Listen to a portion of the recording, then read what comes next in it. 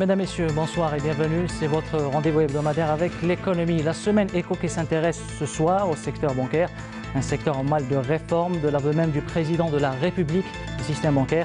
Et le point noir du secteur des finances, voilà plusieurs décennies que les annonces de réforme s'entassent, mais on dirait que le système bancaire et financier algérien résiste au changement.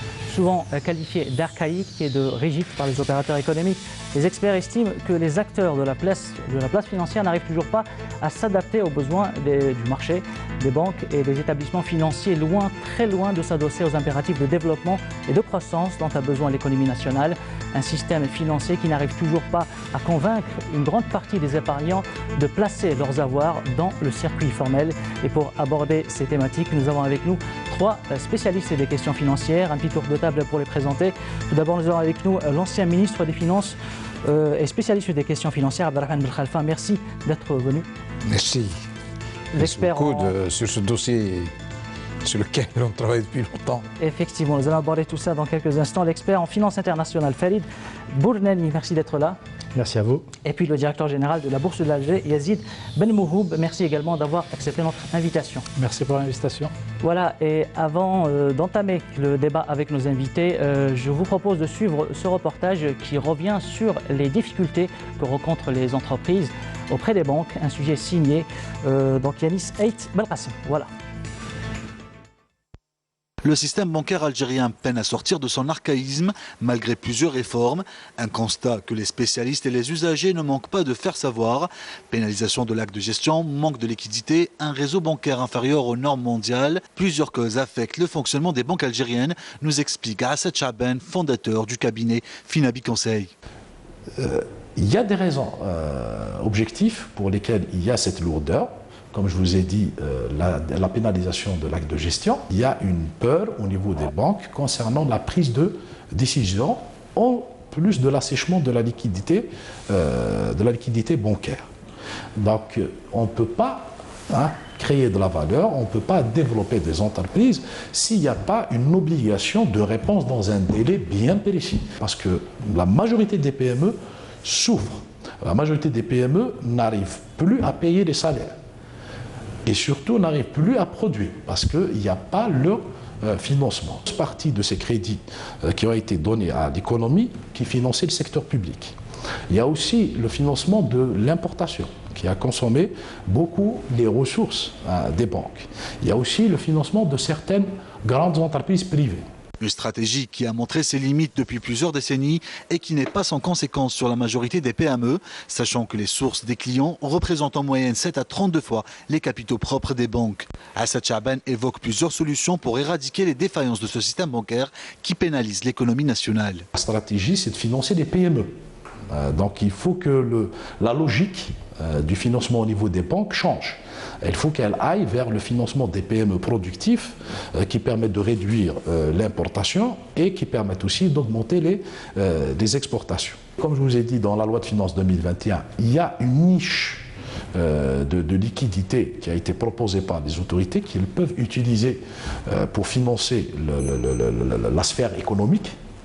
Et puis, il faut plus d'agressivité pour aller vers la quête de la ressource à travers un réseau plus développé, à travers une relation commerciale plus physique, plus agressive avec les entreprises qui ont des excédents de liquidité ou là avec des personnes qui ne sont pas convaincues encore par le secteur bancaire, ouvrir des fenêtres de banque islamique. Certes, c'est intéressant, certes, ça permettra d'améliorer l'inclusion financière, mais il faut aller vers des solutions plus élaborées.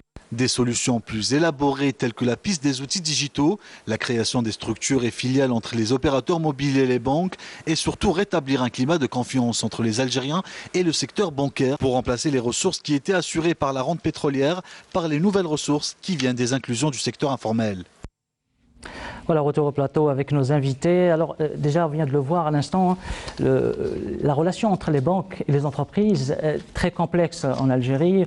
Les banques ont du mal à suivre un peu le rythme de développement des entreprises, ou malgré le fait qu'on a connu une situation où les banques finançaient même à fond perdu certains opérateurs. Alors, d'après ce que vous venez de voir à l'instant, M. Belkhalfa, est-ce que vous partagez ce constat ? Voilà, c'est un dossier, encore une fois, je vous l'ai dit, un dossier d'abord central dans l'économie, mais un dossier qui a connu une accumulation de dysfonctionnements dans le passé. Le secteur bancaire n'est pas simplement le secteur qui finance, c'est aussi le secteur qui est l'instrument de paiement, qui gère les instruments de paiement. C'est aussi le secteur qui gère les opérations avec l'extérieur. Mais le point focal a toujours été ce dialogue excessivement difficile entre les entreprises et les banques. Pourquoi pas suffisamment de crédit? Et les banques disent pourquoi il y a des projets si mal ficelés. Donc il y a un dialogue extrêmement difficile. Moi, d'abord, je regrette, je sais que vous les avez conviés, je regrette que la communauté bancaire ne soit pas présente. C'est déjà le premier pas.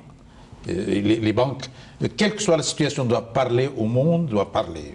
Deuxième chose, c'est que le secteur bancaire a connu une surcharge un peu, parce que le secteur financier, le marché financier est entre parenthèses. Bon, nous avons avec nous le directeur général de la bourse, mais la bourse c'est aussi la COSOB, c'est aussi les entreprises. Donc vous avez ça, tout le financement, ils sont à 10 000, 11 000 milliards de dinars de stock de financement. Et troisièmement, c'est vrai, et vous venez de voir, le rythme avec lequel la modernisation du secteur bancaire, l'ouverture du secteur bancaire, la modification de sa gouvernance, la restructuration, le président lui-même l'a mis dans son programme, la restructuration du service bancaire qui fait qu'actuellement se mêlent beaucoup de risques de nature différente dans les portefeuilles des banques. Actuellement, il y a à la fois des risques à caractère social et des risques à caractère économique, ce qui fait qu'il faut aussi revoir ce secteur. Le rythme avec lequel on a commencé dans les années 2005, 2006, 2003 a été freiné. Le secteur n'a pas connu le rythme de modification qu'il devait connaître. Et actuellement, nous avons d'ailleurs, ces questions, on va les aborder probablement tout à l'heure, nous avons connu aussi des questions de liquidité au niveau d'Algérie Post, nous avons des dysfonctionnements qui font que le secteur dans son ensemble, le secteur bancaire et financier, y compris le secteur dans sa dimension marché financier, parce que c'est celui-là aussi qui doit prendre le relais, n'est pas au niveau des besoins du pays. Très bien. Fadil Bonnani, vous avez eu à accompagner les entreprises pour se financer, notamment ici, même à l'étranger. Alors, quel est votre constat? Est-ce que le dialogue est difficile aujourd'hui ou depuis toujours en Algérie entre l'entreprise et la banque? Alors, merci de m'inviter. J'ai eu aussi à créer un établissement bancaire. Donc, je connais normalement un peu la banque aussi. C'est un dialogue de sourds, je vais vous dire pourquoi. Les banques, elles, sont freinées dans leur processus de décision à cause de la responsabilité qui les expose, y compris à des délits, à un délit pénal et donc à de l'emprisonnement. Donc aujourd'hui, les prises de décision, aussi simples soient-elles, font l'objet de comités, de commissions, de façon à ce qu'à aucun moment, la décision n'est l'apanage d'une personne. Et évidemment, quand il y a de la dilution de responsabilité, vous avez des processus qui sont lents et souvent même, ils sont faits pour neutraliser le demandeur. À la fin, il se lasse, il ne revient plus. Mais il ne faut pas faire uniquement le procès de la banque. Il faut aussi considérer que les entreprises ne sont pas forcément au niveau. Nous avons quand même quel tissu d'entreprise? Les blue chips algériennes, elles sont en nombre de combien et dans quel secteur? Elles sont pour la plupart toujours familiales, plutôt sous-capitalisées, c'est-à-dire qu'on utilise le levier bancaire, l'effet de levier bancaire à plein, et on ne remet pas d'argent. Et puis, tout le monde le sait, mais il y a eu souvent dans le passé des comptabilités doubles, celle pour la banque, celle pour l'administration fiscale. Donc la réalité de ce que vous avez en face, et puis quand vous voyez des actionnaires ne pas eux-mêmes s'impliquer. Alors que faisait la banque? Elle faisait du prêt sur gage. Donnez-moi des terrains, donnez-moi des garanties, je vous accorde des crédits. Mais cette manière de faire a ses limites. Maintenant, l'archaïsme bancaire, il faut savoir de quoi on parle. Si je suis PME, je dis la banque ne me suit pas dans mes projets, elle est archaïque. Si je suis exportateur, je veux me développer, je dis la banque, elle est archaïque parce qu'elle ne veut pas venir avec moi à Abidjan. Donc c'est de mon point de vue, à moi, Mais ce qu'il oublie, c'est que d'abord, la banque, si je vais à Abidjan, il vaut mieux s'adresser à une banque ivoirienne, parce que, y compris la banque algérienne, quand elle sera à Abidjan, elle deviendra ivoirienne. Donc, imaginez le fantasme, c'est d'imaginer les facilités que je peux avoir à Alger, je vais les retrouver à Paris, à Londres ou à Abidjan. C'est pas vrai. Il faut s'adapter à la réglementation. Il faut non seulement s'adapter à la réglementation, mais il doit y avoir obligatoirement l'implication des investisseurs. Un investisseur, c'est quelqu'un aussi qui y met de sa poche. Le jeu consistait, une partie des revenus générés par l'entreprise, je le transforme en patrimoine personnel, j'achète des terrains, je les donne ensuite en garantie après réévaluation à la banque et ainsi je fais.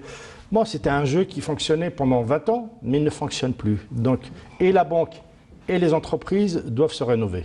Très bien. Alors, Yazid Belmoho, vous êtes directeur général de la Bourse d'Alger. Alors, on se pose la question aujourd'hui, est-ce que peut-être les banques sont trop sollicitées? On ne sollicite pas d'autres leviers de financement dans le sens où la banque est à bout de souffle? Oui, enfin, ça, nous l'avons déjà dit depuis longtemps. Ça veut dire que pour financer la croissance, il faut savoir que les banques financent pratiquement 95% des besoins de l'économie. Ce n'est pas normal?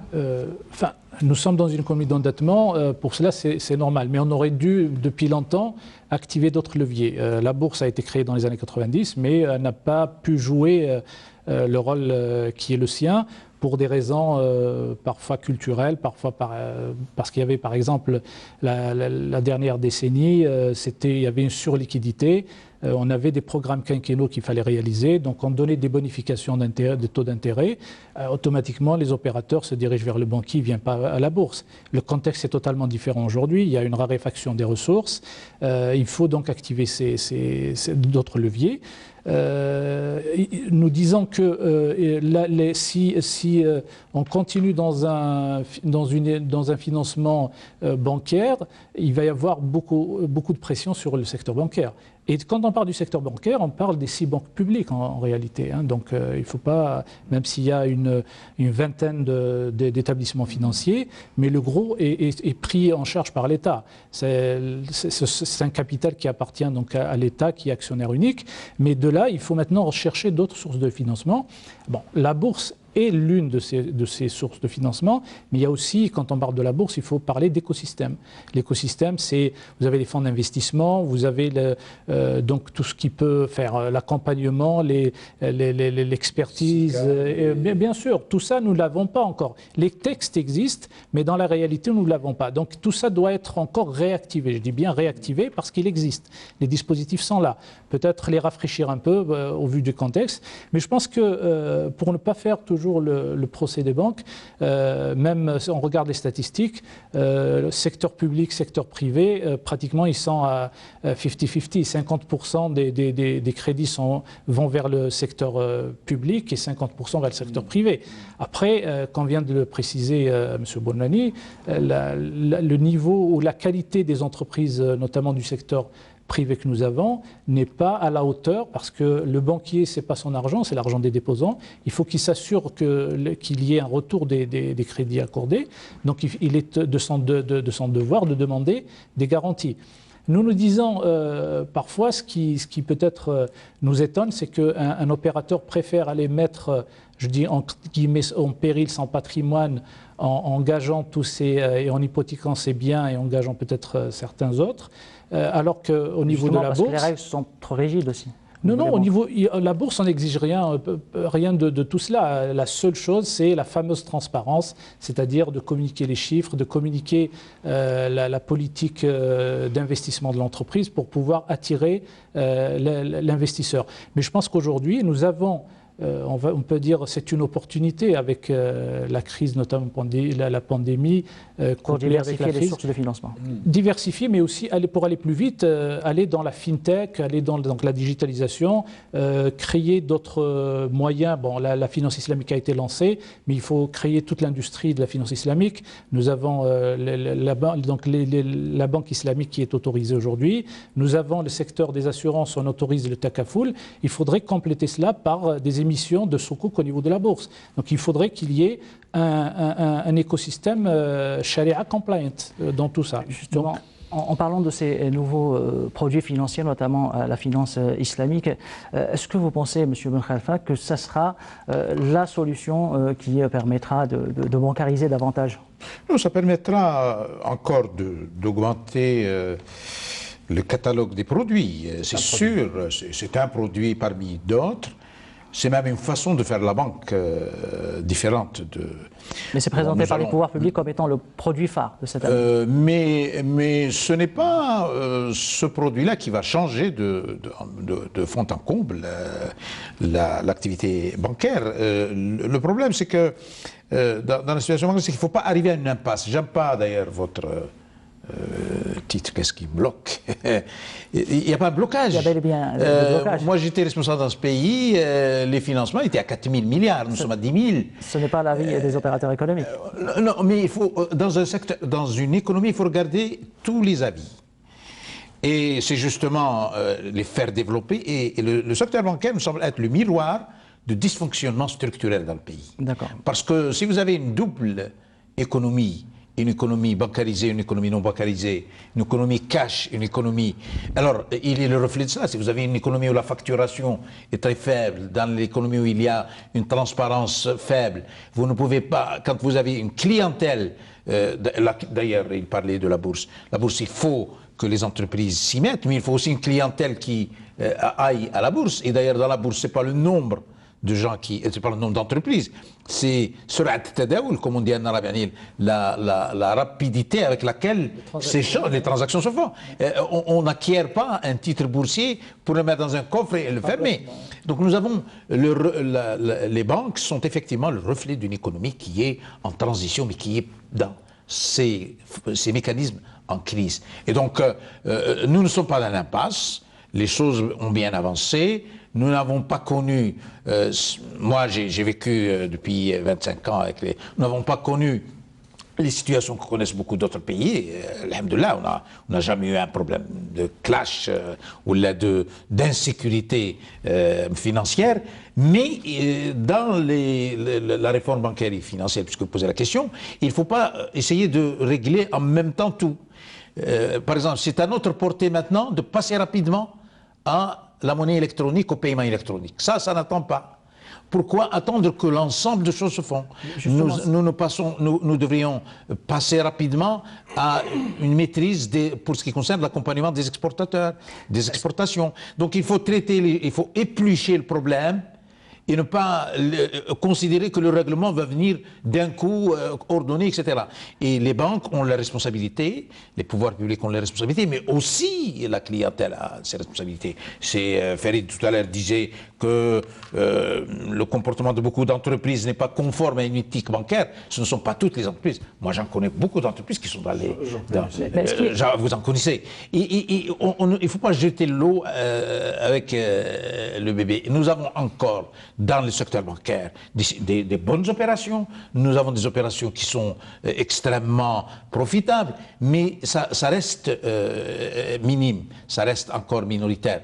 Donc il faut encore marcher pas à pas et surtout ne pas grossir les problèmes pour en faire une impasse où on ne pourra pas avancer. Mais c'est sûr que les questions de gouvernance, de gestion, de responsabilité des banquiers, de responsabilité civile, de responsabilité des banques, d'initiative à prendre, de hiérarchie dans la décision, est à revoir complètement. La boîte à outils bancaire, notamment des banques publiques, est à revoir. Maintenant, les banques privées qui m'excusent nos amis, ils se sont comportés beaucoup de fois en banque offshore. Lui, c'est ce que c'est que banque offshore. C'est-à-dire qu'ils ne se sont pas impliqués dans les risques d'investissement et des risques d'exploitation du tissu entrepreneurial. Il faut qu'ils s'y mettent. Mais cette mise à niveau des banques, justement, qui prend beaucoup de temps, est-ce que ce n'est pas le fait du fait qu'il n'y a pas assez de compétition entre les banques, dans le sens où les banques publiques sont là, elles représentent le gros des avoirs et des finances qui viennent de l'État, ou de ce qu'injecte l'État dans l'économie.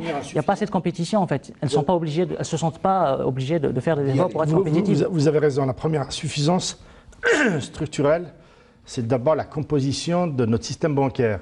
Vous avez 6 établissements qui répondent au même actionnaire, le Trésor. Donc ce sont 6 banques publiques qui pèsent 90%, grosso modo 90%, voire même plus, des dépôts, des emplois, qui elle-même, ce même État a à sa charge un secteur public proéminent, tout ça est pour lesquels les banques publiques accordent plus d'attention, mais elles accordent plus d'attention parce que souvent elles font un métier sans risque puisqu'il est garanti par le Trésor. D'ailleurs, les recapitalisations des banques publiques sont souvent le fruit d'injonctions ou de crédits garantis par le Trésor qui se sont mal déroulés et le Trésor régulièrement, suite au dossier tonique 2010 peut-être, on les a recapitalisés. L'année dernière, on a dû remettre de l'argent dans la BNA, toujours de très gros montants. Et puis, si on doit parler d'aujourd'hui, nous risquons très exactement la même chose. Vous savez ce qui se passe. Les gros dossiers que vous avez évoqués tout à l'heure font peser sur les banques un risque de provisionnement énorme. Elles font peser sur les banques publiques un risque de provisionnement énorme. Si elles passaient en provision ces risques, leurs fonds propres baisseraient de façon extrêmement importante. Si les fonds propres baissent en deçà même des limites autorisées, elles vont se retourner vers qui? Vers le Trésor public, qui lui n'a de souci que d'engranger de nouvelles recettes pour faire face à son déficit budgétaire qui est abyssal. Donc, moralité, il doit, ce Trésor public, il est à toutes les sauces. Peut-être qu'il faut lui enlever un peu de son fardeau. D'ailleurs, quand on a commencé à parler du problème des banques, on en a parlé sous deux angles. L'un, c'était l'État, via le Trésor public, possède des actifs, il veut les vendre pour essayer d'engranger des recettes pour utiliser ces ressources à d'autres fins. Et puis on a imbriqué là-dessus la réforme bancaire. Sous-entendu, on va réformer le système bancaire, éventuellement l'introduire en bourse, non pas pour repayer le vendeur, mais pour augmenter les fonds propres et le capital des banques. Cette question-là n'a pas de solution aujourd'hui. On ne sait pas à quelle fin l'État voudrait introduire les banques publiques en bourse. Et je rappelle juste un chiffre. Plus de 50% de la population algérienne n'est pas bancarisée. Plus de 50% de la population algérienne n'est pas bancarisée. Donc en gros, vous parlez du management de ces banques parce qu'elles sont à 100% dépendantes des avoirs publics. D'une certaine manière, l'État actionnaire peut-être ne les pousse pas forcément à travers le mode de management auquel elles sont soumises d'être performantes. L'État est hégémonique, voilà. Il doit justement, et cette solution, il y a cette solution qui est proposée d'ouvrir le capital des banques et ça passera par la bourse d'Alger. Justement, est-ce que vous avez plus d'informations sur cette ouverture pour le moment, il y a du capital de deux banques publiques? Il y a l'annonce de monsieur le ministre des Finances qui avait dit qu'il y aurait en 2021 deux banques qui seraient éventuellement candidates à une introduction en bourse. Moi, je pense que ce n'est pas plus le souci financier qui en est, disons, la locomotive de cette décision, parce qu'on sait très bien que le Trésor peut toujours, disons, renflouer les caisses des banques. Donc c'est plus, moi je l'inscrirais beaucoup plus dans une démarche de changement de mode de gestion. Donc c'est dans la gouvernance, d'une part. D'autre part aussi, on peut le comprendre comme étant un signal aussi pour la relance du marché boursier, parce qu'aujourd'hui, n'oublions pas qu'en 2013, il y avait aussi déjà une banque qui était candidate. C'est beaucoup plus donc pour essayer d'attirer de l'argent vers la bourse que pour changer le mode de management. Entre autres, parce que on peut pas, quand on étudie un problème, il faut l'étudier dans sa globalité. Il ne faut pas oublier que dans tout ce qu'on vient de dire, nous avons quand même une grosse zone d'ombre qui est le marché de l'informel, qui brasse des milliards, et celui-là, donc c'est un manque à gagner. S'il y a de l'argent qui sort, qui ne revient pas, donc il va bien falloir trouver un moyen de l'attirer. Par plusieurs. Bon, ça pourrait être aussi une occasion, donc en ouvrant le capital de certaines banques ou de certaines entreprises. Nous, on ne fait pas de distinction. Donc, une banque, c'est une entreprise, c'est une SPA. Donc, elle répond aux mêmes conditions d'introduction en bourse, que ce soit une entreprise privée ou une entreprise publique. Le processus est exactement le même. Seulement, en termes de confiance à mettre sur le marché, nous comprenons qu'une décision pareille peut effectivement renforcer la place du marché boursier. Rien qu'à comparer avec nos voisins, on va trouver que beaucoup d'entreprises, enfin beaucoup de banques qui sont privées au public sont introduites en bourse. Donc elles ont leur capital qui est ouvert. Par contre, pour le reste, d'autres entreprises pourraient suivre. Mais moi, ce que je ne partage pas comme idée, c'est beaucoup de chefs d'entreprise, notamment du secteur privé, qui disent « je n'irai pas en bourse tant que l'État ne met pas ses bijoux en bourse ». Ben, je le dis et je pose la question, est-ce que vous attendez qu'une entreprise publique aille voir le banquier pour que vous le fassiez? Non. Vous avez un besoin de financement, il faut trouver tous les moyens. Aujourd'hui, on leur dit, la bourse les portes sont toujours ouvertes. On parle, dans le VTR, on parlait de la PME. Nous avons un marché de la PME avec des conditions qui sont tout à fait accessibles, mais nous n'avons pas de candidats. Là, il faut se poser la question. Ben, la question se trouve dans le fait que ce sont des entreprises familiales qui sont réticentes à ouvrir leur capital, qui ne sont pas très à l'aise avec la transparence, bien que la transparence que nous exigeons n'est pas en fait quelque chose qui émane en fait de la réglementation boursière. C'est une disposition du Code de commerce qui dit que tout actionnaire ou tout associé dans une entreprise a un droit de regard. Donc c'est exactement le même principe. Mais est-ce que pour les banques publiques qui rentrent en bourse, vous pensez que ça va changer quelque chose, en tout cas pour tout ce qui est mode de management? Absolument, c'est clair, parce que déjà vous avez... Ça dépend du seuil, oui. Si vous rentrez à 5%, vous n'êtes pas autour de la table. Alors nous exigeons au minimum 20%, mais ça pourrait être un peu plus. Mais plus vous augmentez... Il ne faut pas oublier que par exemple pour la loi de finances 2021, il y a une disposition qui permet en fait aux entreprises de bénéficier d'une réduction de l'impôt sur le bénéfice des sociétés à hauteur du taux d'ouverture. Donc plus vous ouvrez, plus vous avez donc d'avantages. Bon, mais le facteur fiscal, donc c'est une disposition qui a été reconduite parce qu'elle existait depuis 2014. Oui, mais on n'a pas eu beaucoup de candidats. Donc il faut peut-être chercher d'autres solutions, mais il en existe. Très bien. Mais si on revient aux banques, M. Ben Khalfa, aujourd'hui, elles ont aussi cet impératif ou ce rôle que leur a assigné en tout cas le président de la République à travers le ministère des Finances, c'est de bancariser un maximum d'argent, l'argent qui circule dans l'informel. On parle de 50 à 80 milliards de dollars qui circuleraient dans l'informel. Vous allez le dire. Peut-être que vous avez d'autres chiffres à nous communiquer. Déjà entre 50 et 80, c'est énorme. C'est énorme. C'est un peu beaucoup. Très bien. Alors, cet argent qui circule dans l'informel, mais comment on va convaincre les citoyens, les entreprises à essayer de ramener leur argent au niveau des banques, de bancariser, alors qu'on n'a pas d'autre alternative concrètement par rapport au cash? La monétique n'est pas très développée, les moyens de paiement électronique ne sont pas très développés, donc quelque part, pour l'instant, il n'y a pas d'alternative. Non, les deux vont ensemble. Et il faut mettre tous les fers au feu. Il faut une hizma, un package complet. Il ne faut pas attaquer les choses une à une. Les banques peuvent, sur le stock dont vous avez parlé, 40 milliards de dollars, qui semble... C'est la Banque centrale qui a mesuré ce seuil. On peut ramasser 10 par les moyens actuels. Il ne faut pas essayer de ramasser l'intégralité par des actions internes aux banques dans la situation actuelle.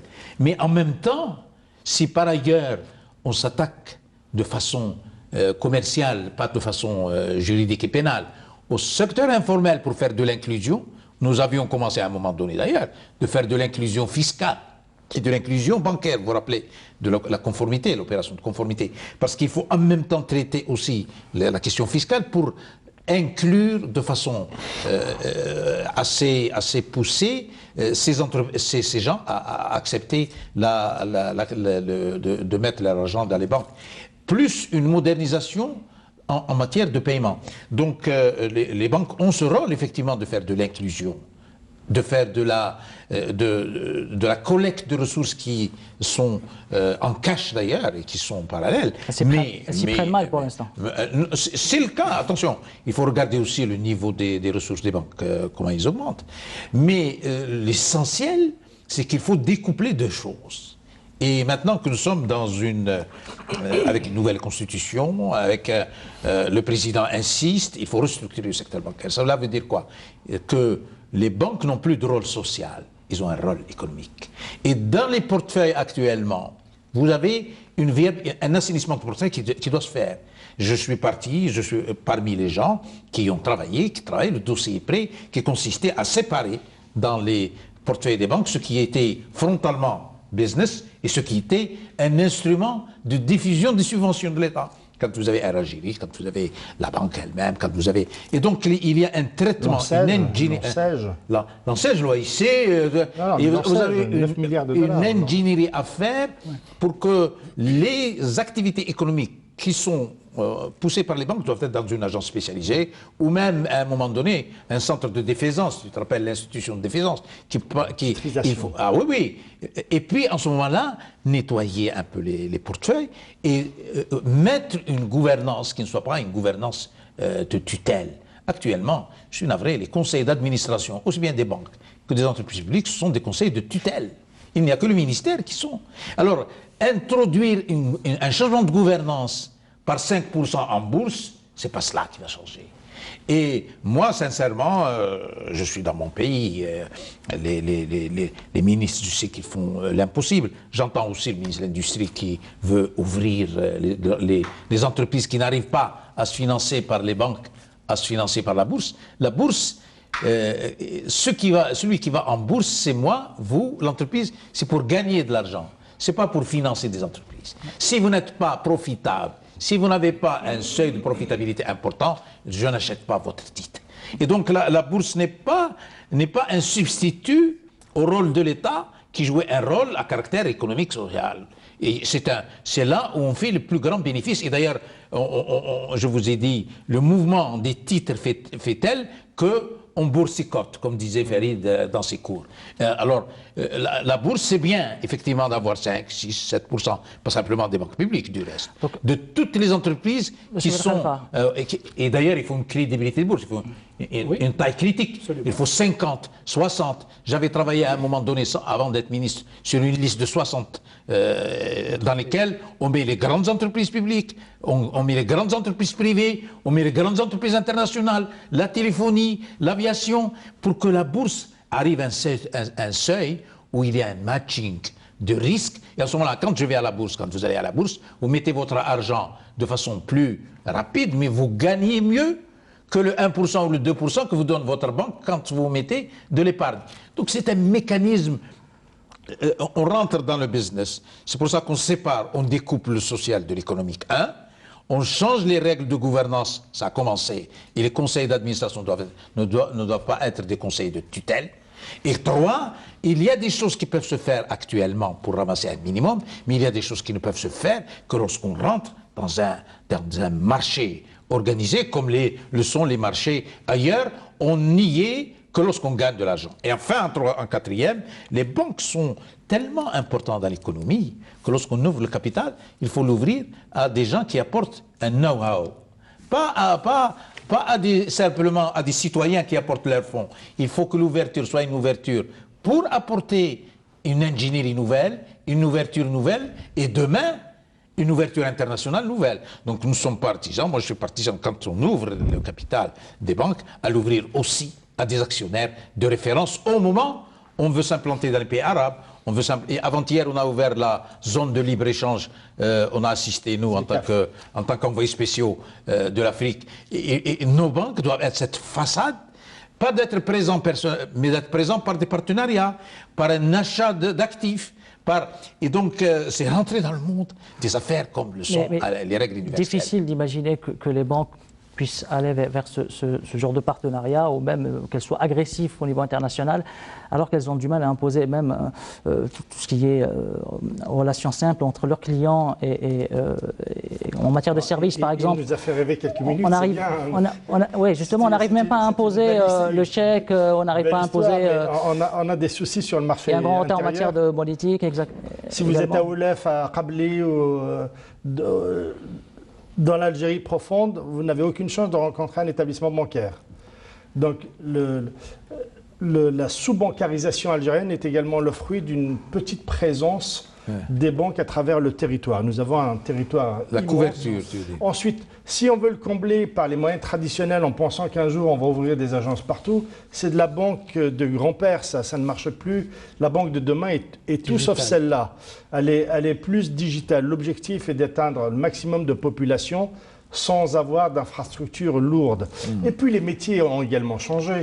Est-ce que la banque a vocation à faire du transfert, du facteur de flux? J'envoie 100 dinars à M. Ben Khalfa, est-ce que j'ai besoin d'un banquier pour ça? Non, j'ai besoin d'un peu de technologie. Maintenant, il faut définir le sous-développement est où. Si c'est un sous-développement technologique, bien sûr qu'il faut rechercher un partenaire technologique qui s'appelle une grande banque en lui demandant de participer au capital d'une banque algérienne. Mais les négociations vont être difficiles parce que quand elle va ouvrir les comptes de la banque, elle va commencer par dire ça je n'en veux pas, ça c'est votre histoire, vous me dégagez tout ça. Donc vous pensiez que la banque valait 100, elle en vaudra probablement 40. Et là vous allez tomber des nues. Maintenant, si vous voulez éviter cet écueil-là de la négociation et de la perte de la valeur de la banque, vous allez en disant chez mon voisin de droite, il sera moins exigeant. En face, j'ai des épargnants. Si je leur dis que ça vaut 100, ils penseront que ça vaut 100. Et puis, on verra bien. Et c'est ça la réalité. C'est-à-dire que nos banques ont des placards pleins de mauvais dossiers. Ces placards, on ne va pas les retravailler. Le nouvel acquéreur va plutôt les jeter. Et donc, vous gériez de la fausse valeur et moi, je vais vous aider à l'éliminer. Ce qu'a dit M. Ben Khalfa était parfaitement juste. Il y a quelques années, il était opportun de dire dorénavant, on commence sur un bon pied, on prend tous les mauvais dossiers, c'est l'histoire du passé, on les met dans une benne. Les dossiers qui ne sont pas substantiellement économiques. Je sors tout ça dans un instrument de diffusance. On va faire de la titrisation. L'État va continuer d'en avoir la gestion. Et puis, comme je vais les travailler, j'ai peut-être la possibilité d'en recouvrer quelques-uns. Ça va générer des plus-values. C'est un instrument financier. Par contre, vous, banquiers, je vous ai débarrassé de tout ce qui est lourd, qui vous empoisonnait la vie. Maintenant, je vais vous juger comme la Société Générale juge sa filiale, comme la BNP juge sa filiale, sur les mêmes bases. Et il ne vous a pas échappé qu'il y a deux natures de banques. Les privés qui font leur vie seuls, qui sont extrêmement rentables, et qui sont toutes étrangères. Et puis, il y a le mastodonte des 6 banques. D'ailleurs, l'État aussi, il doit accepter l'idée de se désengager. Se désengager, c'est-à-dire que si c'est déjà trop, peut-être qu'il faudrait avoir 3 super banques publiques, mais ouvrir le capital en disant non, on ne va quand même pas aller au-delà de 30%, c'est beaucoup. Non. Il faut non seulement aller au-delà de 30, mais il faut aller au-delà de 50. Je n'en ai plus besoin. Un État, quand il est actionnaire à 10% dans une entreprise, il a autant de poids que vous et moi si nous en avions 80%. Vous avez un État dans votre capital. Mais justement, est-ce que le fond du problème n'est pas en fait c'est le marché des capitaux? C'est-à-dire, on sait que c'est l'État qui constitue l'essentiel, qui représente l'essentiel de la richesse financière. On est un pays rentier. Et le fait que la nature de l'économie, qu'elle soit rentière, fait que les banques, de toute façon, n'ont pas d'autres sources d'argent. C'est l'État qui finance tout, c'est l'État qui rapporte, qui injecte l'argent dans l'économie, et les banques n'ont pas d'autres ressources. Non, les banques ont quand même un métier que d'autres ne savent pas faire, c'est d'aller collecter des dépôts. C'est de faire de la banque, c'est de la transformation de ressources qui sont des dépôts, et pour ça, je dois faire le marketing nécessaire et d'avoir les bras les plus larges possibles pour essayer de toucher toutes les couches de clientèle, qu'elles soient entreprises, mais les entreprises en général, elles sont consommatrices et non pas des déposants nets. Ce sont les particuliers, et pour ça, il faut être accessible aux particuliers. Nous avons la particularité, nos banques publiques ne sont pas accessibles aux particuliers, elles le font très mal, et elles n'ont pas été encouragées dans le passé parce que les particuliers ont une alternative qui a comblé toutes les lacunes de notre système bancaire. C'est la Poste.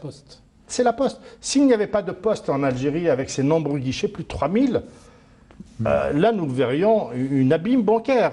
Mais nous avons la Poste. Et la Poste, elle arrive à juguler toutes les imperfections de la banque. De quoi est composé le marché des capitaux en Algérie aujourd'hui? Le marché des capitaux, nous avons, on va dire, c'est 450 milliards de dinars de capitalisation, c'est-à-dire que le flottant des entreprises, on a 5 sociétés qui sont cotées, nous avons 2 entreprises privées, 2 entreprises publiques et une PME qui a fait son entrée donc fin de 2018.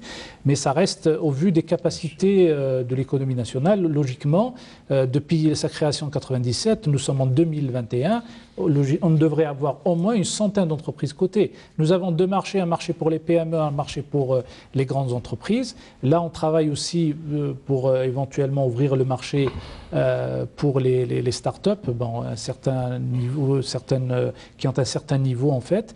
Donc on essaye quand même d'essayer de brasser large pour redonner vie donc, au marché, mais il reste que nous pouvons dire que le marché, même s'il n'a pas pu jouer son rôle depuis sa création, je pense qu'il a une marge de progression qui est quand même assez importante. Aujourd'hui, je le dis encore et je le redis... Malgré le fait qu'on soit en crise. Oui, ben c'est un temps de crise. Alors, pour votre information, l'année 2020 a été la plus profitable au marché boursier à l'international. Il y a eu 4 000 milliards de dollars qui ont été levés entre l'equity et les banques, c'est-à-dire les ouvertures de capital et les emprunts obligataires. Dans certains produits financiers. Oui, c'est les emprunts obligataires. Donc, logiquement, en temps de crise, on pourrait se tourner. Aujourd'hui, les banques vous disent nous avons des difficultés de liquidité. Ben, le marché boursier pourrait jouer ce rôle-là. Mais après, il faut choisir de très bonnes entreprises à mettre en bourse. Il faudrait qu'elles soient effectivement profitables. Il faut qu'il y ait donc des business plans qui soient très clairs et que le rendement soit important. Et que la bourse, il a raison, que la bourse soit crédible. Elle est crédible. En termes de rendement... Quand je dis crédible, aux yeux du citoyen, je ne connais pas de pays pétrolier où l'entreprise pétrolière n'est pas en bourse.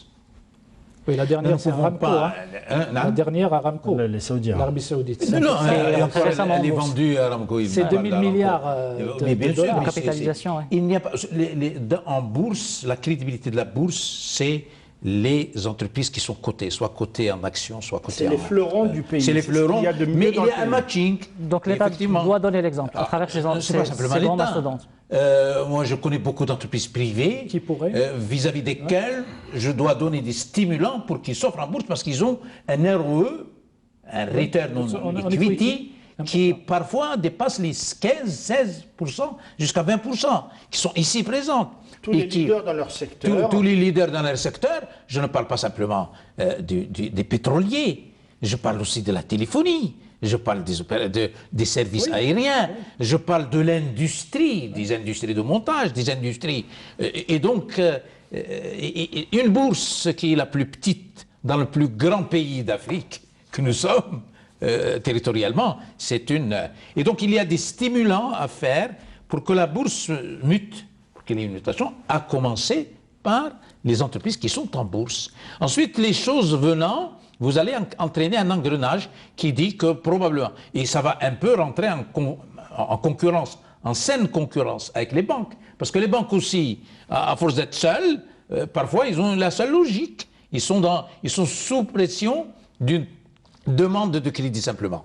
Eh bien, l'engrenage, le cercle vertueux doit commencer par une concurrence banque, marché financier, et dans les banques, entre les différents produits, on parlait de la finance islamique, on parle du marché du leasing, et cette dynamique parallèlement à une inclusion du marché informel crée une dynamique d'ensemble. Nous sommes dans une situation, pas de blocage, mais dans une situation où le secteur économique, les dysfonctionnements économiques ont bloqué une machine vertueuse dans lesquels il y a un engrenage qui tire les uns vers les autres. Et on regarde le secteur informel comme une fatalité, on regarde l'inclusion financière comme impossible, on regarde... Et puis, les choses qui viennent sont des choses importantes, mais ce ne sont pas des choses qui traitent structurellement. Et c'est là, les dossiers de réforme, le président de la République, et je l'ai écouté avec beaucoup d'attention en tant que citoyen, bien entendu, nous a dit, après la Constitution, les priorités sont d'ordre économique et financier. Et donc les priorités sont 12 dossiers de réforme qui sont sur les tables, sur lesquels les diagnostics sont faits, sur lesquels la vision est construite et sur lesquels il y a une volonté politique forte qui s'est exprimée par le chef de l'État, mais dans lesquels il y a une ingénierie à mettre en place, ce n'est pas des lois. Et alors, c'est vrai qu'on pense que la bourse va jouer un peu le rôle de substitut au trésor dont il parlait, aussi bien pour les banques que pour les entreprises publiques. Dans la situation actuelle, j'ai peur que ce soit une fausse réponse à une vraie question. Est-ce qu'il ne faudrait pas tout simplement augmenter le nombre d'acteurs sur la place financière, la place bancaire? Il faut augmenter le nombre d'acteurs sur la place bancaire déjà. Et il n'est pas normal qu'un pays n'ait pas vu de création bancaire depuis Ça te fait sourire, mais c'est une tare. Il y a deux tares. L'une, c'est d'avoir des stocks de demandeurs. À une époque, il y avait des demandeurs. Ce pays était attractif. Aujourd'hui, je ne pense pas que quiconque vienne déposer un dossier de demande d'agrément de la banque. Je parle en 2021. Pour quelle raison? Mais parce qu'il faut saisir les opportunités au moment où elles sont là. Quand vous arrivez bien plus tard, de la même façon, s'il avait fallu privatiser le CPA, il aurait fallu aller au bout, au moment où elles étaient courtisées par l'ensemble des banques privées. Vous savez pourquoi? Pas pour le fonds de commerce, parce qu'elles avaient un réseau et toutes les banques privées n'avaient pas de réseau. Et le réseau, ça coûte c'est un investissement. Ça coûte gigantesque. du temps pour le réaliser. Il faut une dizaine d'années. Et le fait d'acquérir ou de rentrer dans le capital d'un établissement bancaire, vous gagnez beaucoup de temps. Mais maintenant qu'elles ont chacune leur réseau, quelle est l'attractivité d'une BDL, d'un CPA? Il n'y en a pas. Parce que vis-à-vis d'un acteur nouveau, tu veux dire? Vis-à-vis d'un acteur nouveau. À tel point qu'il y a même des acteurs qui existent, qui avaient souhaité partir. Il y a des établissements bancaires qui voulaient quitter l'Algérie, c'est la réalité. Néanmoins, il y a le deuxième tard, il faut des banques privées algériennes. Je ne dis pas la banque de monsieur et ses enfants. Privé, pour moi, c'est pas ça. Privé, moi je prends le PPP, c'est le partenariat privé-privé, et pas public-privé. Le public, il doit rester à sa place. Il faut apprendre aux privés algériens à s'associer, à miser sur la personne morale. Leur fortune viendra de la plus-value qu'ils généreront dans la valeur de cette entreprise qui est une personne morale, et non pas dans la soustraction dans la société qu'ils possèdent de trésorerie qui passe du patrimoine professionnel au patrimoine privé, et ensuite je le remets sous des formes de compte courant d'associés ou de garantie. Il faut sortir de cette logique. Donc clairement, il manque des acteurs, il faut encourager les nouveaux acteurs. Est-ce que justement l'ouverture du capital de banques publiques ne peut pas incarner un début justement à cette multitude d'acteurs à travers vous savez, dans un moment à travers l'argent qui sera injecté justement. Mais ça ne fait pas de nouveaux acteurs, c'est toujours le même nombre d'acteurs. Un début d'ouverture. C'est-à-dire c'est le marché boursier qui deviendrait un nouvel acteur dans ce cas-là. Parce que dans la mesure où des entreprises ne se bousculent pas, il faudra bien créer cette demande. Alors si on essaye de baliser le terrain pour dire voilà, nous avons déjà 2 entreprises qui sont déjà cotées en bourse, peut-être cela pourrait attirer d'autres aussi. Sûrement qu'elles viendraient. Mais après, il faudrait savoir que dans le contexte actuel et le contexte à venir, il faut le dire maintenant, les choses ont tellement évolué, je pense qu'il faudrait qu'on travaille sur 2 éléments importants. D'abord, c'est l'innovation financière, parce que quand on regarde, on n'a pas une multitude de produits. C'est-à-dire même le particulier, lorsqu'il veut placer son argent, il n'a pas un très grand choix. Donc il faudrait lui donner cette possibilité. Donc il faut aller dans l'innovation financière. Pour le débourser aussi. Oui, bien sûr, dans sa globalité. On a recours au cash systématiquement. Après, il faudrait. On a recours au cash systématiquement. Après, donc, pour éviter le cash, il faudrait travailler sur, comme je l'ai dit, sur les fintechs. Donc, les fintechs vont permettre, en fait, c'est la solution pour le marché de l'informel. Parce que le marché de l'informel, le sens, c'est quoi? C'est le cash. Si vous arrivez à donner la possibilité aux gens de transiger de manière rapide et sécurisée, sans le demander, ce secteur-là va venir. Et c'est comme ça qu'on peut créer véritablement la dynamique. Créer une alternative. Créer une alternative. Et puis, on voit aussi que beaucoup de métiers sont en train de changer aujourd'hui, parce que les banques ailleurs, ce n'est plus les banques qu'on connaît aujourd'hui. Tout a été totalement chamboulé. Il y a énormément de...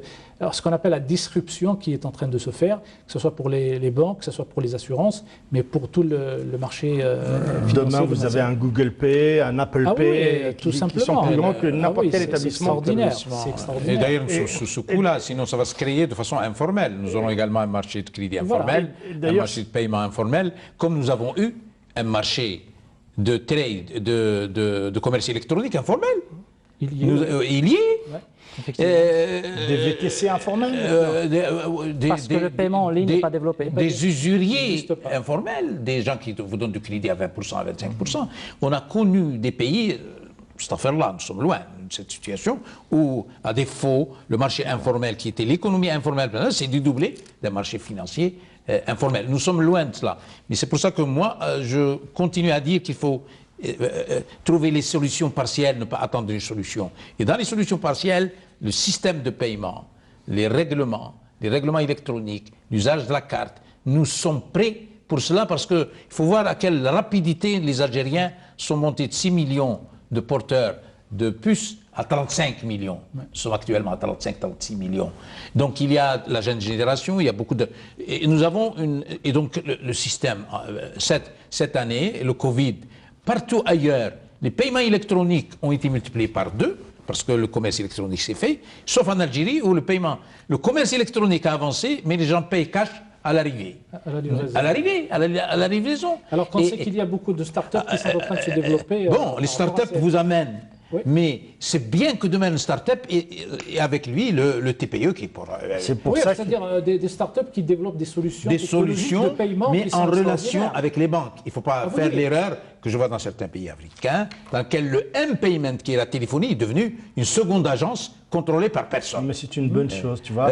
Je ne suis pas du tout d'accord avec ça. Bon, le système de paiement, il faut le sécuriser. Mais ce sont ces choses-là qui sont faisables par les moyens actuels, moyennant, encore une fois, un changement des règles de gouvernance des grandes banques. Alors, M. Bolani, vous pensez qu'on devrait aller vers le M-Payment, histoire de rattraper un peu le retard en termes de politique? Il faut d'abord commencer par le mobile wallet. Il aurait fallu commencer il y a bien longtemps. Sur ce plateau, on a dû faire une émission, je pense que tu étais là, il y a de cela 5 ou 6 ans au moment du GIE électronique. C'était déjà les mêmes préconisations. On a voulu tout miser derrière la carte bancaire. La carte bancaire a vu le jour il y a 30 ans. Dans les années 90, je travaillais sur la carte bancaire ailleurs. Et nous, on ne veut jamais rattraper le retard, on veut passer par toutes les étapes obligatoires, comme si c'était un passage obligatoire. Tous ceux qui ont... Mais il faut qu'il soit quand même côte à côte, quand même, Nadir. Il faut quand même que le e-payment soit côte à côte avec le m-payment. Mais on peut inverser quand même le rôle et faire en sorte que le e-payment fait quelques transactions et laisser le m-payment demain se développer comme au Kenya, comme au Congo. D'ailleurs, les banques, elles ont créé leur mais le retard quand même est immense en matière de transactions financières. Le modèle kényan qui est décrié, le poids de... Quelle est la valeur? Attention, le modèle kényan, ce n'est pas le règlement électronique, c'est le transfert de fonds. Oui. Quand vous envoyez, quand Khalfa envoie sa tante à Tbessa ou à Tiaret ou à Tlemcen, il reçoit immédiatement. Ça n'a jamais été le m-payment, un moyen de paiement dans ces pays-là qui ont un décalage, un moyen de paiement, un moyen de règlement. De commerce électronique. Non, par contre, il est ailleurs lorsque l'étape de e-payment a été engagée à tel point que vous pouvez aller vous présenter chez votre pharmacien et au lieu de payer avec votre carte, vous payez avec votre mobile, ce qu'on appelle les paiements sans contact. En tout cas, on a vu avec la crise sanitaire, les Algériens se sont adaptés, notamment en matière de commerce. On a vu que le commerce en ligne a foisonné durant la période de pandémie. Est-ce que c'est justement durant ce moment qu'il faudra mettre en place les instruments de paiement modernes, à condition que la Banque d'Algérie du moins accélérer le processus, assouplisse la réglementation et permette de créer des licences de monnaie électronique. Une licence de monnaie électronique, la banque, pour créer un établissement bancaire en Algérie, il faut 20 milliards de dinars. On ne parle pas de la crypto-monnaie, là. Non, ça n'a rien à voir. C'est un délit, vous avez évoqué. Ça n'a rien à voir. Il ne faut pas que... Non, mais il a raison. La crypto-monnaie existe dans le monde, ici elle n'existe pas. Step by step. Step by step. Donc on se rendra en 2050 pour parler de crypto-monnaie. Non, c'est pas reconnu en Algérie.